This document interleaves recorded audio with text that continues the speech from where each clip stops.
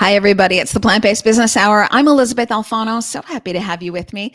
Hope everyone had a great holiday weekend, and we're officially kicking off business fall, if you will. I don't think it's the fall solstice yet, but it's officially business fall here on September 5th. So as we kick off the fall and we look towards the fall and, of course, 2024 in everyone's sights, I thought it would be important to talk about supply chain, just how novel ingredients are driving innovation in our sector, and what this is doing to help educate the consumer, and what is going on really not only in the state of the industry for plant-based ingredients, but the state of the industry as a whole as we look at it with the backdrop of government investing, political changes, more players into the space, more players leaving the space. And what does this all look like? So I wanted to kick off fall today with my guests. I'll bring them in one by one. Yadu Dar, who is the Global Director of Development at Ingredion, the leading plant-based ingredient company. Mike Natale, who is the global leader of the plant-based proteins platform at Ingredion, and Jeremy Jones, who is the Chief Visionary Officer and the founder of SunDrip out of Chicago. Thanks, everybody, for being with me today. Thanks, Happy to be here. Great to be here. So happy to have you. So let me set the tone. If one were to look at certain newspaper articles only, one might think that, to quote an expression, plant-based is dead, or the sector was hype and is just a fad, not a long-term trend. I know everyone here knows the facts behind it, that it's not the case, because there's more than just the grocery store data involved in shifting the global food supply system. At the recent Ingredion Plant-Based Protein Day in August at the Hatchery in Chicago, we talked about how there are SPINS data that shows that plant-based might be down in the fresh section of the grocery store, but frozen is kind of holding its own, for lack of a better expression, and really where we're seeing a boom is in food service. So there is movement and there is growth, and I wanted to start with Mike Natale. Where is the poor consumer in all this? Because the newspaper headlines say one thing, and yet we're seeing other things in food service. How do you explain all this?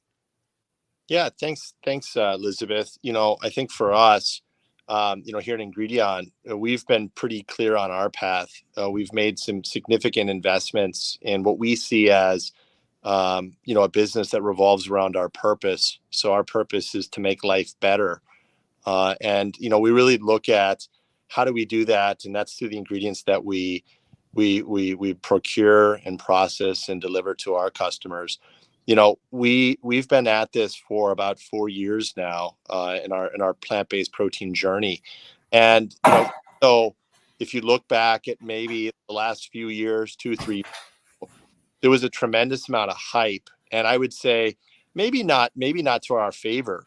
Too much hype, and you always have a bubble, and so I would say that the one thing that we can recognize, even with that hype, is that plant-based proteins has been recognized by the consumer as a nutritious offering, an offering that allows for a more sustainable approach towards the environment, a more sustainable approach towards animal wellness. And so, for us, we look at it as very true to the purpose that we sit around, which is make life better, and how we work as an organization. We've invested $250 million into this space, not because we've bought into a fad, but because we see over the next 50 years, the consumer and the ability for them to consume plant-based proteins is really something that they're asking for in their experience. Let's say the last 18 months has really challenged the hype, but it definitely has not challenged the science. We know that from a just a ergonomics and a efficiency standpoint, plant-based proteins is on the path to being as if or not more competitive than animal proteins when you look at scalability. So we're very excited about where it's to go, the future. We know that innovation will unlock a lot of opportunities with the consumer.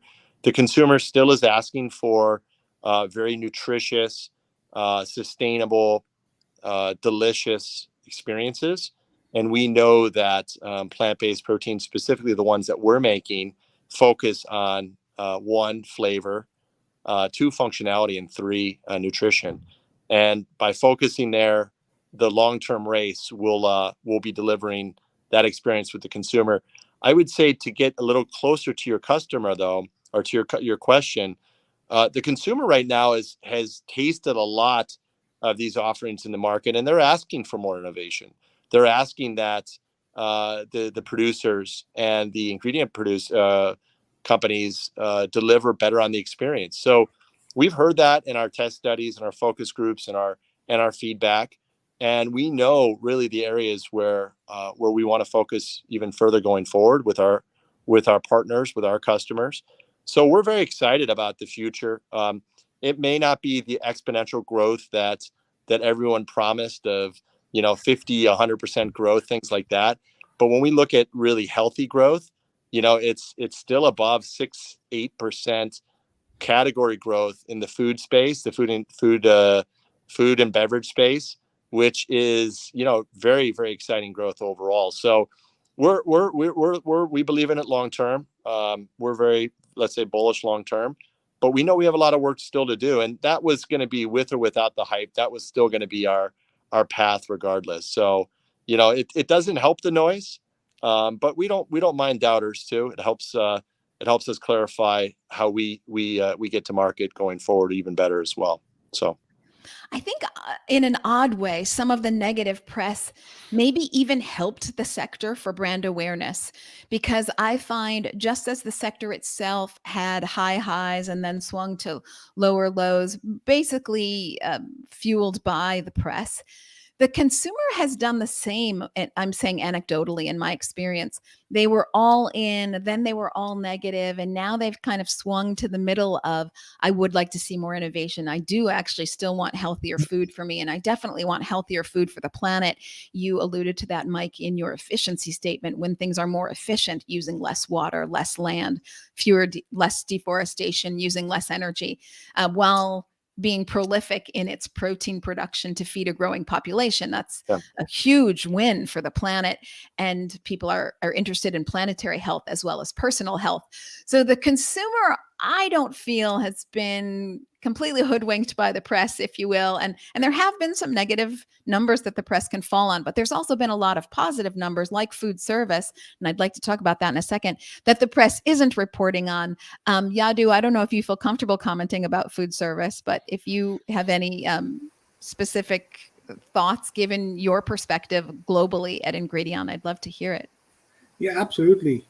I think food service, which mainly refers to eating away from home or bringing food from the outside to the home, has been on the rise through many channels.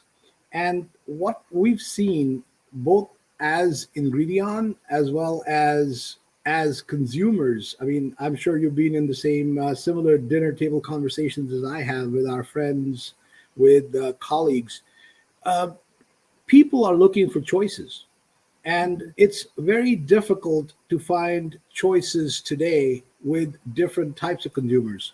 So, there's consumers who are looking for products that just look like meat. So if you want a plant-based burger, there's a lot of choices out there.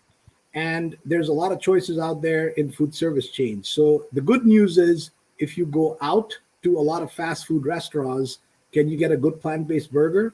The answer is absolutely yes. Now, can you get other sources of healthy protein or healthy, complete plant-based meat? I think going back to what Mike was saying, I think there's a lot of open avenues for innovation, because people are looking for tasty food and healthy food, nutritious food. And I don't think there is a lot of options available, both in retail or food service, particularly talking about food service. I just dropped my son off to university. He just started his first year in university, and it's very difficult to find. A lot of universities are almost mandating plant-based foods in university cafeterias, and they're finding it very difficult to source complete plant-based offerings in university cafeterias. Food service from the perspective of different commissary-based offerings, different restaurant chains. I think it's very, very difficult to get parallel offerings for people who are looking for them that either look like meat or that don't look like meat, but are good, healthy, complete proteins that supplement our lifestyles. It's or our center of plate. It's extremely difficult. So I think the consumers are looking for them, but the options are just beginning to appear in our horizon. Yeah, it's so incredibly exciting because it isn't because a company has 3% more revenue that jobs are created. Mass wealth creation, mass job creation comes from mass innovation. That's what shifts an economy. So to think about all the food innovation that's coming down the pipe so that people, I mean, just walk down the chip aisle. Yeah. Chips are square, they're triangle, they're blue, they're yellow, they're baked, they're fried, there's salt, no salt, there's gluten, there's wheat, there's whole wheat, there's stacked in a can, there's in a bag. I mean, the chip aisle goes on forever. Why wouldn't it be this way with plant-based food? So as we leave the realm of the plant-based burger only and we go to bacons and sausages and grounds and hybrid, where it's some plant-based maybe and some meat, or some cultivated fat and some plant-based, I really think you're going to see the consumer embrace this optionality, because they've always embraced optionality, whether it's the chip aisle or the bread aisle. Just go down the bread aisle. It's never ending. Is it sliced? Is it not sliced? It's just, and I think consumers really warm to that. And that's part of their educational journey, that they can try more things and learn what they like and see the taste ameliorate and find where they want to live. And that might be completely alt meat, but it might be more on the lentil side, and it's going to be all of it. I want to ask Elizabeth, but please. Just to finish that thought, I think it's a bit of everything. And when you see all this data, you were talking earlier about a lot of data being quoted and a lot of people talking about, is it going up? Is it going down? And people maybe bad press or things like that. A lot of the data that you see being talked about is all IRI data, right? So it's all like retail data, and also only part retail data. What I'd love to talk about, and Mike and I have talked about that internally, we want to see food service data. And one of the things I'd love to ask people is, and I've asked this internally as well, can we get good structured food service data? Because anecdotally, just going out there, looking at different food service channels, looking at the news, food service seems to be going up all the way, right? All the time. I mean, you guys tell me, have you seen food service go down? I mean, every time you look around, somebody new seems to be launching new things all the way around. I will put the article in the show notes, but Food Dive recently had, and I sort of feel like, oh gosh, Food Dive, I've been talking about this on the Plant-Based Business Hour for over a year, but Food Dive finally did an article that said, oh, actually food service is what's lifting up plant-based. Again, sort of anecdotally on this show, the Plant-Based Business Hour, Rod Willis, who's the director of new proteins and natural proteins at Dot Foods, says that their 2022 over 2021 was up 40% for all plant-based foods. So that would include plant-based dairy. And you see Sodexo and Aramark, the leaders in food service, they're doubling their plant-based options from the low 20s to the mid 40s, more than doubling by 2025. So that's around the corner. And then you see New York State mandating that all hospitals have plant-based options, and Illinois mandating that all schools have plant-based options. At least as an option. So you see it all over the place. Before I ask Jeremy, who's really the closest to the consumer, since he has SunDrip, which is a raw food, vegan food takeout place, I'll let Jeremy explain it better than I just did. I want to quickly get from Mike or Yadu, tell us the plant-based proteins that Ingredion offers, because it might be different than what people expect. Yeah, and so Elizabeth, I'll answer that. Yadu, add some color if you'd like. But I would say that just to kind of maybe hook in some of these points that you and Yadu are making here, what we do know is from the data that we do have, we track very closely the launches for all of the QSRs and food service, particularly more focused on North America, and we know that year over year the launches are up over 2022 for 2023, and I would bet that basically every major QSR and mid-major QSR has at least one plant-based protein offering, whereas 2 years ago maybe only 10% did. So we know that it has grown tremendously. And I would add, did I lose you? You're back. I would add, did I lose you? No, you're back. Just for a second. You're back. You blipped, Mike, but we got you back. And blipped you again. are a little bit like Meet George Jetson. He's there. He's not there. We are coming back to Mike Natale, who said that he sees the data for the launches and that there's more and more plant-based offerings being available at restaurants. And I think we all forget like where we've come from. So 5 years ago, very few restaurants offered them. Now it's ubiquitous. Every restaurant has one or two options. So, and I still remember the time when I wanted to eat a plant-based burger, and the way you used to do that was you used to get a regular burger, you used to take out the meat patty, and you used to eat whatever was left behind. Oh my God. And that was the plant-based burger. I mean, I had a lot of vegetarian and vegan friends who used to say, "Give me a burger without cheese, take out the rest, and eat whatever is remaining." But to answer your question, Elizabeth, you were asking about Ingredion's plant-based offerings, and we essentially offer a complete range of plant-based ingredients, which are proteins. So this is pea protein isolate, pea protein concentrate.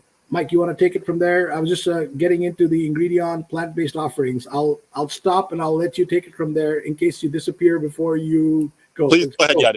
Go ahead. Please finish. Yeah, go ahead. So we offer a complete range of plant-based offerings. This could be protein isolate made out of yellow pea, or protein concentrate made out of yellow pea, fava beans, and flours, which could again be from fava beans or yellow pea, for example, pea starch. So concentrates, isolates, flours, starches, and some of the bases, I mean, we currently based mainly yellow pea and fava bean are the two leading bases, though we can consider others based on customer needs. We also align ourselves with specialty producers. So we have considered, for example, we sell chickpea isolate. We call it concentrate with the NovaPro. That's an important alignment for us in the US and Canada. This is working on some other specialty solutions that will come in the future. Mm-hmm. Yeah, I think fava bean is really interesting. Beyond Meat steak being made out of fava bean, and such a clean label product. And I love to see this kind of innovation just like that product. And of course, a lot is happening beyond Meat. So it's not like that's the only player by any means, but I think it's very interesting to see fava bean kind of come to the forefront as well as chickpea. But I want to throw in. The only other comment I wanted to add to that is, remember that the plant-based protein platform is the newest offering in Ingredion's portfolio. We recently rang the bell at the New York Stock Exchange, completing 120 years. So what we typically do is offer our protein portfolio, but we also help our customers formulate with the protein, but also with things like stabilizers or with flours or starches or sweeteners, natural sweeteners like stevia, you name it, things that provide complete solutions. So we are a natural plant-based solutions provider to the food industry. Mm-hmm. So if you wanted to make a beverage, if you wanted to make a bread, if you wanted to make any kind of bakery or snack solution, whatever it is, we not only do we provide the protein, that's the heart of the solution, but everything that's around the protein that helps position the protein in the center of whatever it is you're trying to make. So that's kind of the specialty that we have. It's not just an ingredient play, it's the entire solution that makes the protein work. And I think this is so critical because when I look at the growth and the real sort of money to be made from the VegTech Invest perspective, where I had that company up, we really see that this infrastructure build out, like the supply chain that Ingredion is offering, is really where the growth is going to be, where all the innovation is going to be. And to have such an infrastructure player like Ingredion there helping the small startups or the large multinational work out their plant-based solutions so it's tastier, so it's more functional, so you're meeting functionality as well as cost, et cetera. And to have a player like that can help along the innovation curve as well as the supply chain is really critical. You know, I think had we had more infrastructure build out during COVID, we would have, as an industry, been able to capture more of that business. And so we sort of got very excited and maybe overhyped the big raises and the new launches, but without that infrastructure behind it, it's like a house with no foundation. I mean, it's just Very true. you need to build it a little bit better. So Ingredion, a critical player to the plant-based sector infrastructure. Thank you. Couldn't agree more. I want to throw it to Jeremy, who's been so patient here. And Jeremy, really the one in touch with the consumer the most. Jeremy, tell everyone what SunDrip is. And I would love to hear you answer, are people really motivated by the healthy label? Or how much do they really say they are and then do other things when they go to actually eat? So SunDrip, we kind of play mostly now in the health and wellness space, less in the pure raw vegan, super out there niche industry. So we try to capture more of that middle of the bell curve. I'm going to kind of answer that question in a roundabout way because I really wanted to dig in. We talk about data all the time, right? And like we talk about wanting data and getting data and yada. But I think what we don't understand is the psychology of the consumer. Right. One of the really important things to remember is the natural boom and bust cycles of confidence and control of where the consumer is just in life really affects on where their money is spent. When you talk about, there's a really, I mean, it's kind of quick anecdote, but I read the other day, if you just sell Pharrell and buy Adele, you're going to be successful. Right. So like when things are happy, really go lucky, we want to go to the moon. We care about everybody. We care about community. We care about the 20-year vision, innovation. Everybody wants to invest is when the fun times happen, right? And I think the thing that we forget is that the plant-based space is very new, let alone the plant-based protein space. Health and wellness, and even you mentioned raw veganism, has only been around since the 1970s. So when things become really tough, and I don't think you can find anybody that won't say that things have been extremely tough for us as a society, people would want to go to comfort. They care about themselves. They care about their immediate people. They want comfort food. They want nostalgia. And that's really where the money flows. But one of the interesting things that we've seen is, do people make decisions on a healthy label? I think it depends on the category. And I think it depends on the consumer. You have, in my mind at least, right? Like I'm not a data scientist, but in my mind, you have three kinds of consumers. You have the healthy vegan, the person that is going to want to make the healthiest choice and they want to really be plant rich. Then you have the middle of the bell curve, right? The flexitarian, the person that just like wants to incorporate a little bit more plants, but still wants it to taste good. And then you have the moral, ethical vegan who is just going to consume things that taste really good, but they don't want to eat meat for ethical and moral reasons. I think the latter is kind of the easiest market to capture and the lowest hanging fruit, but there isn't enough of them, unfortunately. I wish it were the case that more people would make decisions based on morals, ethics, sustainability, all these other things. But the fact is, you ask most Tesla owners, the reason why they buy a Tesla is because it's fun. It's not because they really care about the environment. The car goes fast and it looks cool, so I buy it. It looks cool. Yeah, and I think that's the same space that we have to remember we're playing in, right? That we have to capture the consumer, the mass consumer. At the end of the day, when good times return, which they eventually will, when investment returns, which it eventually will, when we want to go to the moon, we want to eradicate like all of these things will return. The thing that we have to bring to the table is not the messaging that speaks to either the left-hand side of the bell curve of the extremely healthy, extremely clean label, or the one on the right-hand side who about veganism and ultra radicalism. It's really the middle of the bell curve. Is it just good, and is it affordable? Is it there? Is it ubiquitous? And I think the interesting thing about food service that you're starting to see, a lot of these corporations are kind of rearward looking into data, and they're very slow because they're so large. So I wouldn't necessarily say that continued growth is a given. I would say it's a great thing, but I would be very hesitant on forecasting that out over the next 5 to 10 years. Because what tends to happen with very large corporations is they tend to be more conservative, right? And I don't mean this in like a political way. I just mean in like decision-making way. of we want to take a wait and see approach. We want to see where the trends are. We want to get more data and more. So they're at a point where they're starting to get all of this data back, and they're saying, okay, it makes sense for us to invest.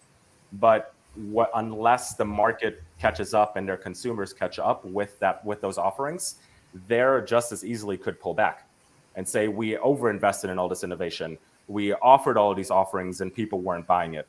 Because I am not convinced, personally, I am not convinced that offering a vegan KFC inside of a KFC is really going to make it or break it, because I don't know if that, unless they don't label it as something, unless it's just offered, I don't know if that necessarily moves the needle. I think the right approach is, to your point, of the Aramarks and the Sodexos and the food service companies that are serving the more of the millennial or Gen Z consumer at a catering level and at an office level. That's really where the juice is.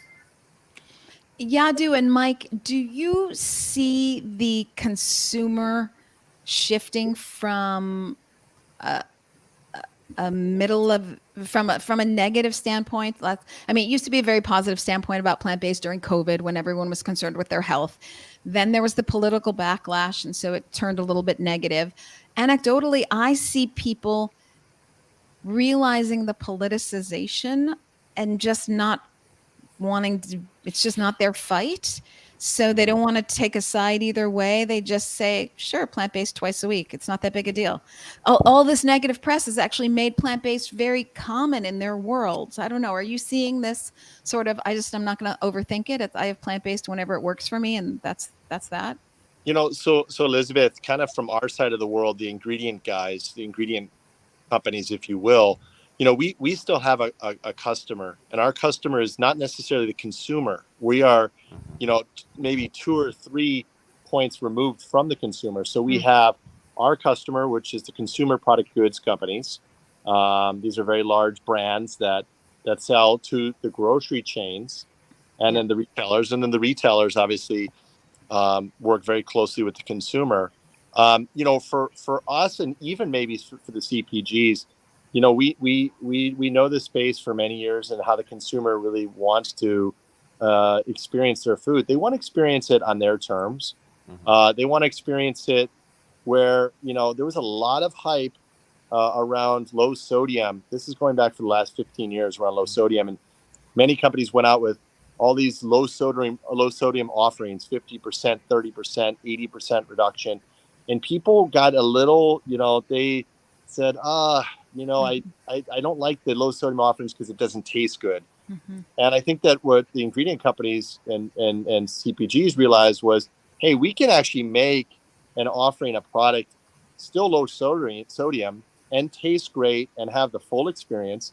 But why do we have to say everything about it? Why do we have to put it out there and be so, open with the fact that it's a low sodium offering? It's a better, healthier offering, which is a part of what we should be doing anyways. Let's just put it out and see if it works. And you see a lot of products that have gone out in the market, and they're by far low sodium, or they're lower sugar, or they have some kind of nutritional aspect. And it's not, front of pack labeling, but it's just a better offering nutrition wise. And that's where, I think the consumer really appreciates, I want to experience it on my terms. It's got to taste good. It has to be nutritious. It has to be affordable or in the price point that they're set to pay. And so I think that's just a really good learning for us when we look at specifically just plant-based proteins as well. A lot of things got rolled into the hype, everything along with every aspect of what it could do. And at the end of the day, these are just really, healthy, nutritious, good ingredients that we know we can deliver in great baked goods, snack goods, dairy goods, alternative meat goods, that if we make the great experience that we know we can, we don't really have to overhype them or oversell them. We should just sell them as the offering that it is. And so that's really how I would look at the next phase is going to be. It's going to be really innovation based and focused on all around the experience, making the experience better than what the consumer currently expects. And that's the case for any new product offering. if it doesn't deliver on the experience, it doesn't win. It's not, it has nothing to do with whether it's more sustainable or it's ultimately just the cheapest product either. It has to be something where the consumer goes, functionally it works, it tastes great, I'll buy it again, let's do that again, my family loves it. So that's really where I see a tremendous focus. And to politicize a lot of this stuff, I think it has been in that target, that cross target. And so, I think the best way to sell and get people excited about these type of products is just to really make them the experience outstanding. So that's what we're focused on. Mm-hmm. Throwing it to Yadu, because you're closest to your own customers, which would be the companies that are making the CPG products, are they taking a stance that they need to educate the consumer? And if so, does Ingredion help to play a role in any of that? Or how important is it for your customers, the CPG companies, to be educating the consumer? Or do they feel that the consumer has the information that they need? I think it's a great question. And I think consumer awareness starts from knowing who your target consumer is. And I come back to, for example, what Jeremy just said, right? I think there's different types of consumers that our customers are looking for. So, for example, if Jeremy was my customer and he articulated so clearly that he was looking at 3 different types of consumers, we would really look at which consumer the product was designed for. Because there's, of the 3 different types of consumers, those consumers would be looking for different things on their package and would be looking to pay for different things for the products that they had. And we, as ingredient manufacturers, hear the same type of message from our different customers. So, for example, there are customers who are looking for affordable products because there are consumers who are looking for alternatives to meat that are affordable, particularly in the environment today where inflation is still a problem. So that is a clear message. Sure. Then there are consumers who are looking for products who are that are relevant to save the planet. And that is a very clear message that a particular class of consumers are looking for. There is an overlap between that class of consumers, but it's not complete. I mean, there is a small overlap there. There are consumers who are looking for extremely healthy products. And that is obviously one of the primary reasons to consume plant-based proteins. Now, there is an overlap between those 3 classes of consumers. Now, our customers typically understand their consumers extremely well. And they do a great job in educating their target consumer for their category of product, saying, what's in our box? So our box contains a protein that will, I'm just using protein as an example. It could be a food product that makes you contain certain calories that come from protein, but also may save the planet. Here's the servings, a cost for protein in the product. So our job as ingredient suppliers is to provide the information to our customers to deliver that message effectively. So carbon footprint is a great example. So if they're looking for a carbon footprint message and how can we save the planet, we can help with delivering information on how our protein compared to maybe other types of protein has a lower carbon footprint or environmental footprint, which if it's required for their consumer could be helpful. But yes, absolutely. I think educating consumers provided, but it has to be targeted. It can't be everything for every consumer, to the point that Jeremy made earlier, because otherwise just too much information. It's like machine gunning across the pond. It doesn't really work. And Yeah.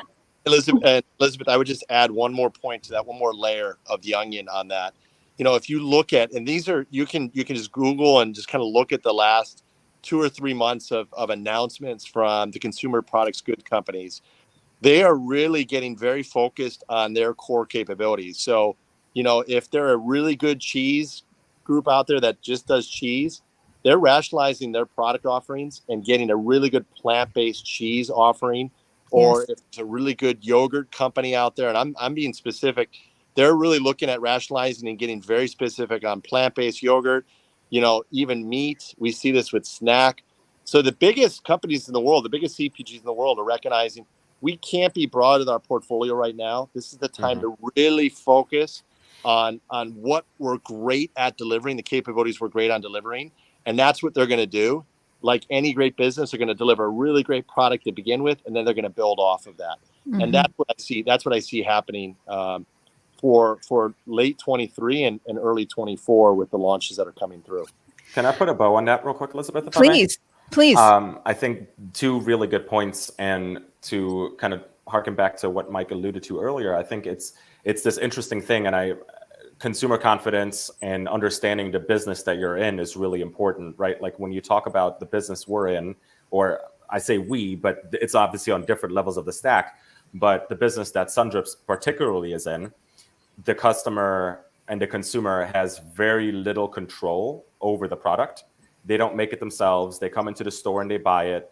The only really control is the fact that they give you their money. So inherently, the most important thing is trust and confidence in the product.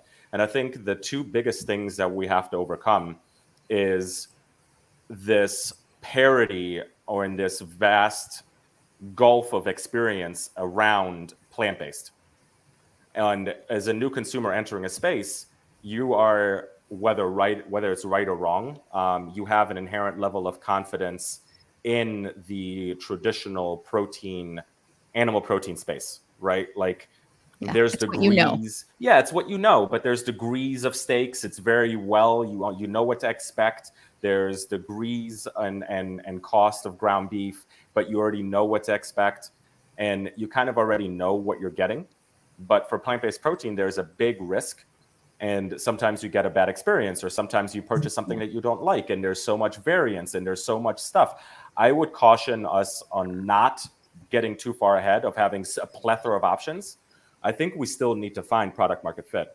Personally, we still need to find exactly that and build that trust and the confidence with the consumer, because only then can you do what you're talking about blowing up the chip aisle.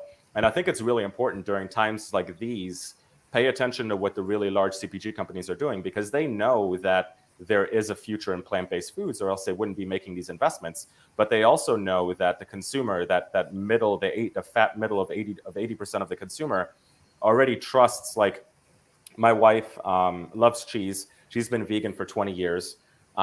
She just found Baby Bell has a vegan cheese. Yes. Yeah. She didn't question it once, because she has this recollection as a kid of grabbing the Baby Bell, unwrapping the wrapper, as do I growing up in Europe. Yeah. Same thing, this like visceral, great experience of unwrapping the thing.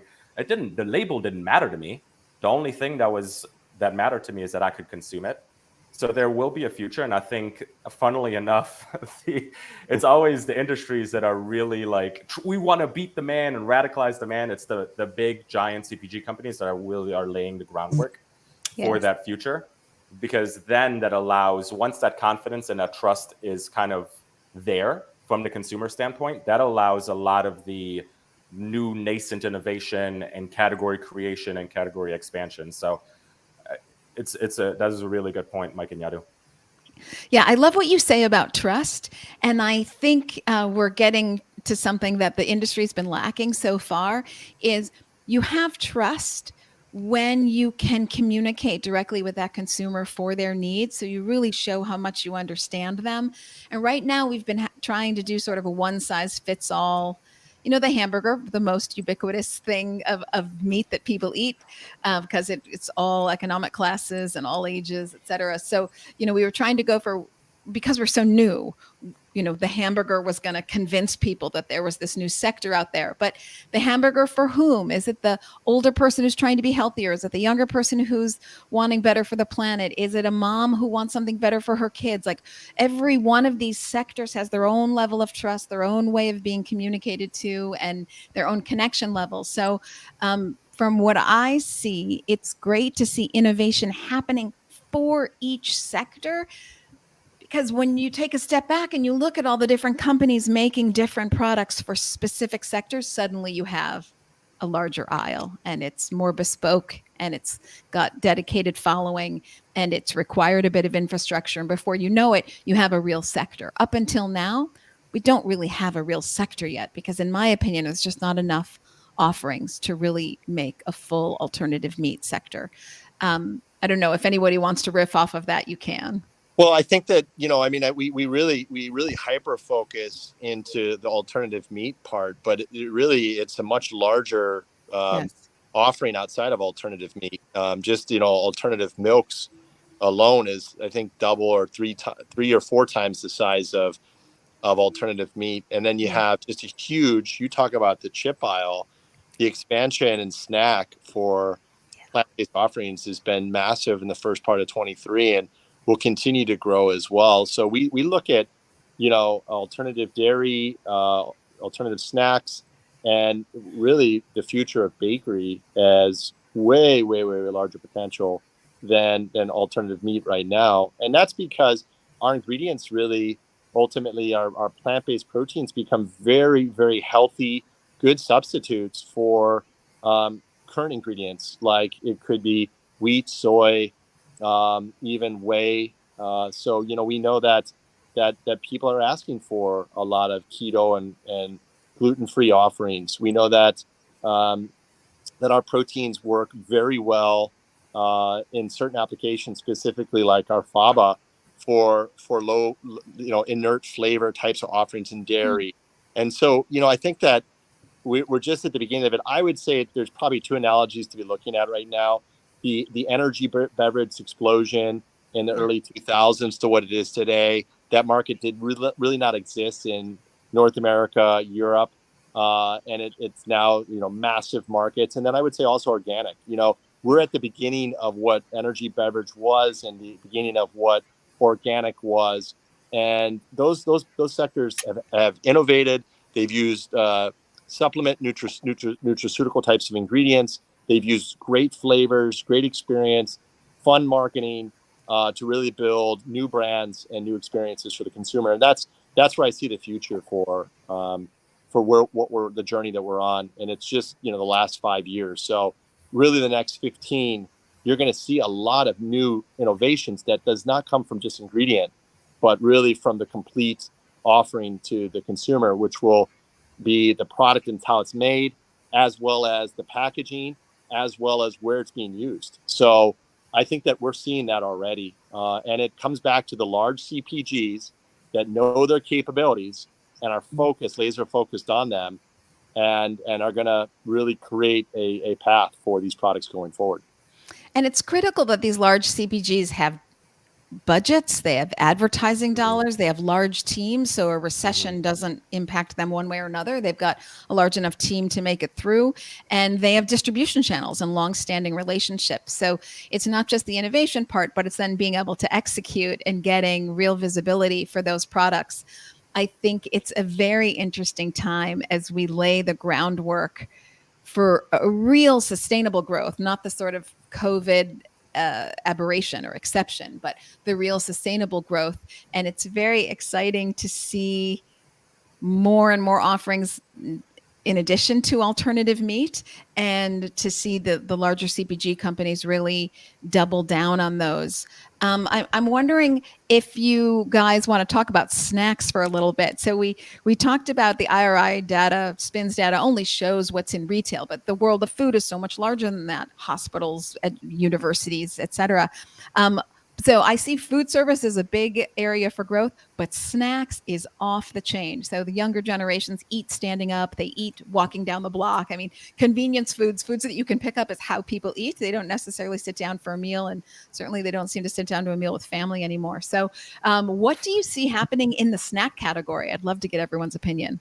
May I jump in here? Because I think this is really close to heart. So two kind of things. We are in the process of opening our location on University of Chicago campus at the base of a dorm. So, Great. I've done a lot of research. I'm pretty young myself, but we've done a lot of research to even the next young generation.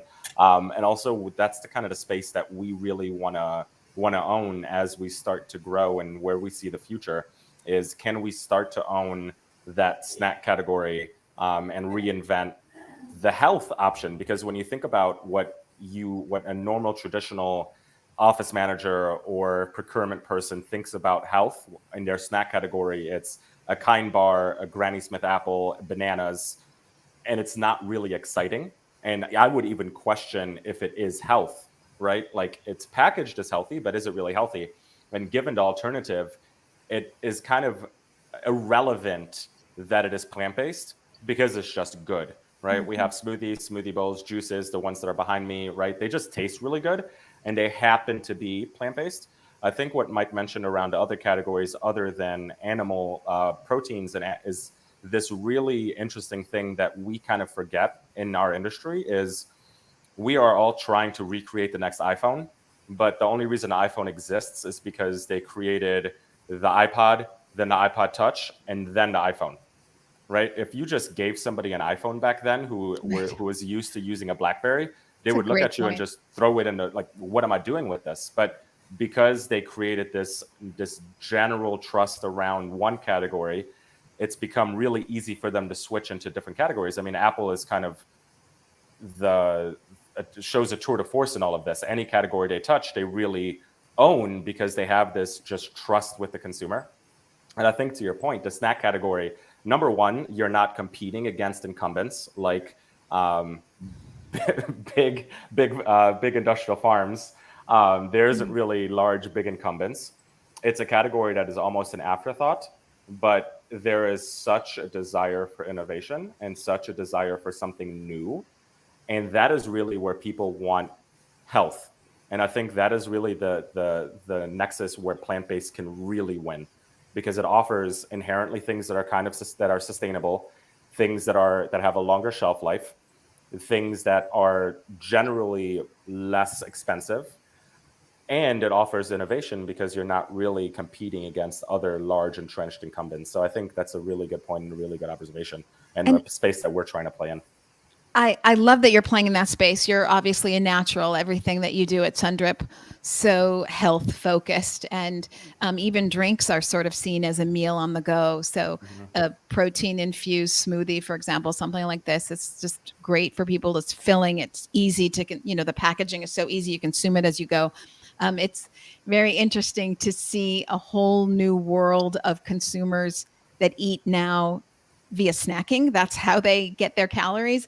And I think there's an openness to snacks where you're not looking for the legacy product that your grandmother made you at the dinner table. There's an openness to fun and creativity. And it's a gateway, if you will, to the other things. Yadu and Mike, I'd love to hear your thoughts. Well, I think that, we're all consumers. I'm a big consumer. I try to walk down the aisles as much as I can. And I do the shopping for our household. I think that I'm a sucker for any type of marketing and label that shows, fortification of protein. And so, I think that we're seeing that the consumer is asking, we know this from data, that the consumer is asking for more protein in their diet. They're asking they're willing to pay more for protein. And so for us, kind of coming back to the idea of just, having a really great experience, we're really focused on being able to deliver that fortification in new applications. And I think that when you're able to connect with the consumer, coming back to the energy beverage idea, to somebody in their teens, 15, 16, 17, 18 years old, and you can connect with them kind of like Jeremy's brand right now. I'm sure he's connecting with a lot of younger consumers. Well, guess what? They have another 60, 70, 80 years to live. And they're going to be buying that for a long time. And they're going to want products similar to SunDrip going forward. And so, if we can make great experiences for a new demographic, one that's going to be the consumer, the larger demographic of consumption going forward, that's where we really want to focus our time. And so, the demographics are going to change a ton in the next 5 years. We're going to see the power of the purse will transfer to a much younger generation. And we really want to have offerings that connect with the experience that they want and the purposes that they serve. And so that's been a big part of our focus. I think the only thing I can add to what Mike and Jeremy already said is that, today's consumer is extremely well connected.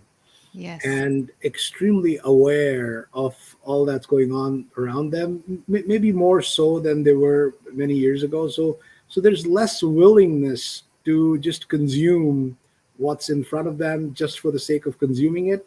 So maybe 20 years ago, 30 years ago, the consumers would have just consumed snacks for the sake of satisfying their hunger or because there was an ad on TV. There was a lot more of that going on.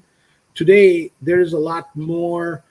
Every calorie, the way it's been communicated to me, every calorie needs to mean something. And it's almost like if you look at the consumption of alcoholic beverages, for example, or just calorie containing soda, for example, both those categories seem to be suffering a little bit simply because of the calorie content. If you go out in the evenings with your friends, people seem to be just mindful of just total calorie volume, again, simply because you want every calorie to mean something when you go take it inside the body. So to everything that Mike and Jeremy just said, protein comes back to being center of the table because it ticks a lot of boxes. So it's healthy for you, it's healthy for the planet. It makes a lot of things go right when you put it inside your body, inside the food that you're eating. And consumers are realizing that. So I think when you include protein, and then plant-based protein in particular helps tick a lot more boxes when you include it, because it seems to be helping a lot more things than perhaps animal-based proteins. So to me, the future is bright for plant-based proteins.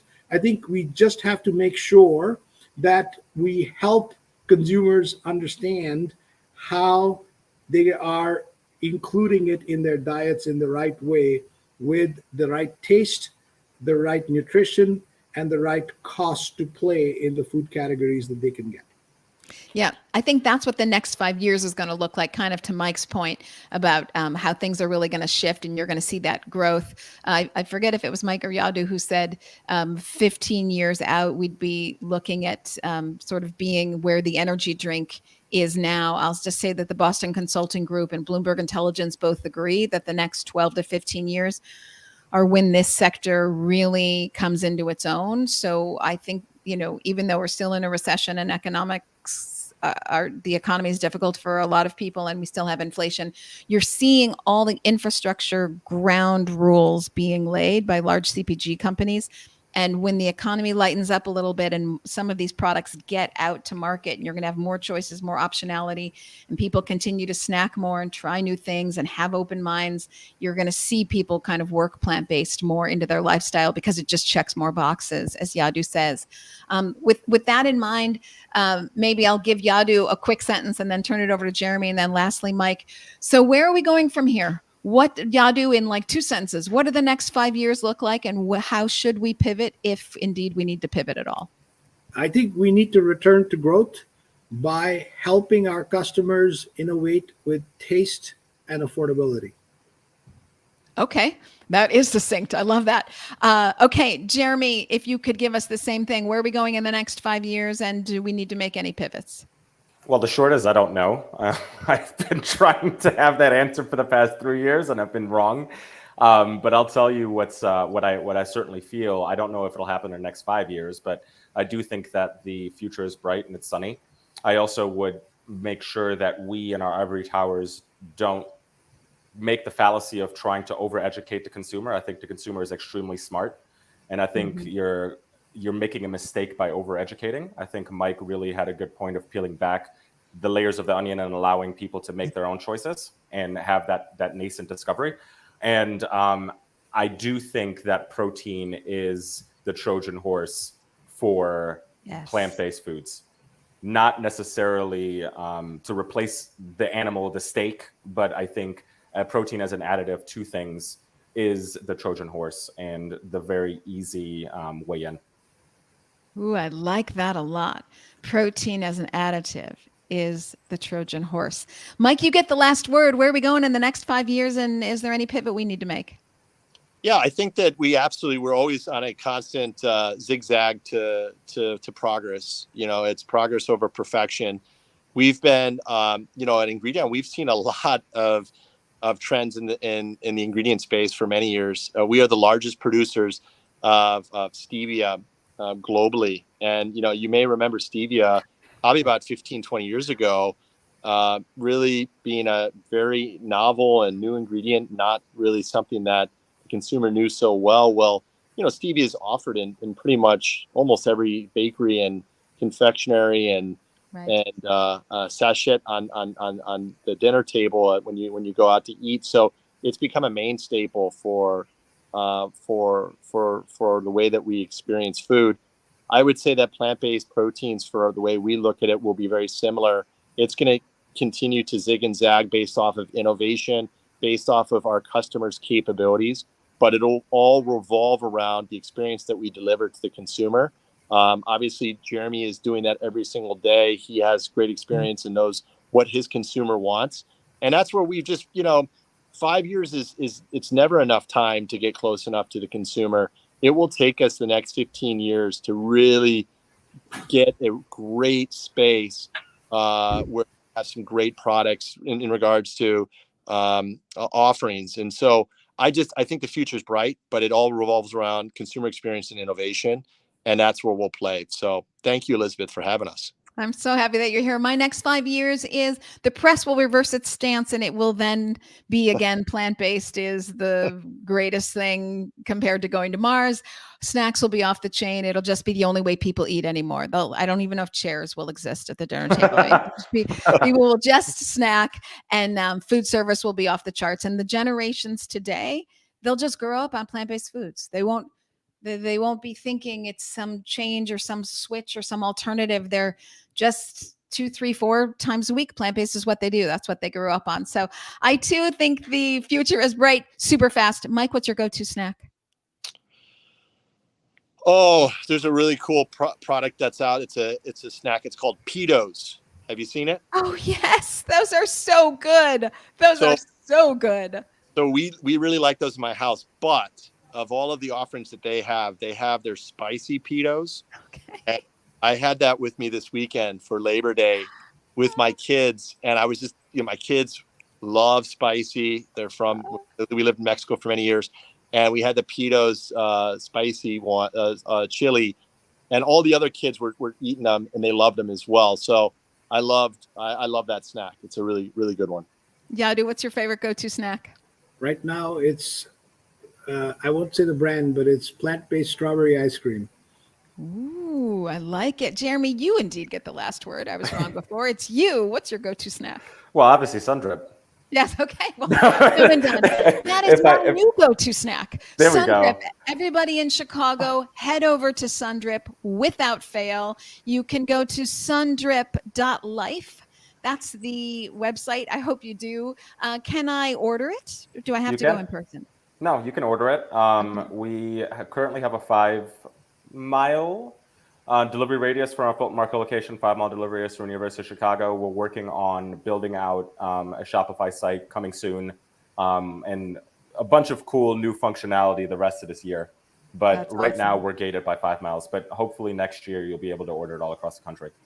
Ingredion.com and SunDrip.life. Everybody has their marching orders to get to Chicago and get themselves some SunDrip. I want to thank Yadu, Jeremy, and Mike for being here with me, for giving us the lowdown on plant-based ingredients, the plant-based consumer, and the plant-based sector as a whole. I want to thank everybody on Facebook, LinkedIn, YouTube, and Twitter for being with me. We're now back in the fall, folks. So it's every Tuesday, 1 p.m. Pacific time, Plant-Based Business Hour. Don't miss it. Everybody, thanks for being with me. You guys don't go away. Everybody else on social media, I will see you all next week. Happy fall, everybody.